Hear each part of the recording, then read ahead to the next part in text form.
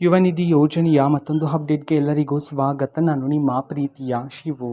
ಇವತ್ತಿನ ಒಂದು ವಿಡಿಯೋದಲ್ಲಿ ಯುವ ನಿಧಿ ಯೋಜನೆಯ ಫೆಬ್ರವರಿ ತಿಂಗಳಿನ ಹಣಕ್ಕೆ ಸಂಬಂಧಪಟ್ಟಂತೆ ಈಗ ಒಂದು ಇಂಪಾರ್ಟೆಂಟ್ ಇನ್ಫಾರ್ಮೇಷನ್ ಆದರೆ ಬಂದಿದೆ. ಸೊ ಬನ್ನಿ ಅದರ ಬಗ್ಗೆ ನಾವು ಈ ವಿಡಿಯೋದಲ್ಲಿ ಮಾಹಿತಿಯನ್ನು ತಿಳ್ಕೊತಾ ಹೋಗೋಣ. ಸೊ ವಿಡಿಯೋವನ್ನು ಸ್ಟಾರ್ಟ್ ಮಾಡ್ತೀನಿ. ಅದಕ್ಕಿಂತ ಮೊದಲು ನೀವಿನ್ನೂ ನಮ್ಮ ಚಾನೆಲ್ಗೆ ಸಬ್ಸ್ಕ್ರೈಬ್ ಮಾಡದೇ ಇದ್ರೆ ಈ ಕೂಡಲೇ ಚಾನೆಲ್ಗೆ ಸಬ್ಸ್ಕ್ರೈಬ್ ಮಾಡ್ಕೊಳ್ಳಿ ಮತ್ತು ಲೈಕ್ ಮಾಡಿ. ಸೊ ಈಗ ನಾವು ಇನ್ಫಾರ್ಮೇಷನನ್ನು ತಿಳ್ಕೊತಾ ಹೋಗೋಣ. ಸೊ ನೋಡಿ, ಇವತ್ತು ಅಂತಂದರೆ ದಿನಾಂಕ 10/5/2026 ಇವತ್ತು ಯುವ ನಿಧಿ ಯೋಜನೆಯ ಫೆಬ್ರವರಿ ತಿಂಗಳಿನ ಹಣವನ್ನು ಸರ್ಕಾರದ ಕಡೆಯಿಂದ ಈಗಾಗಲೇ ವಿದ್ಯಾರ್ಥಿಗಳ ಖಾತೆಗೆ ಬಿಡುಗಡೆ ಮಾಡಲಾಗಿದೆ. ಎಷ್ಟು ಸಾವಿರ ಜನ ವಿದ್ಯಾರ್ಥಿಗಳಾದರೆ ಇವತ್ತು ಯುವ ನಿಧಿ ಯೋಜನೆಯ ಫೆಬ್ರವರಿ ತಿಂಗಳಿನ ಹಣವನ್ನು ಇವತ್ತು ರಿಸೀವ್ ಮಾಡಿಕೊಳ್ಳಲಾಗಿದೆ.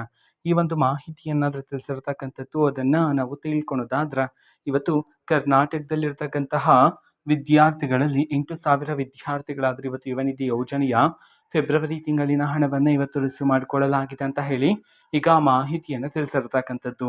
ಓಕೆನಾ.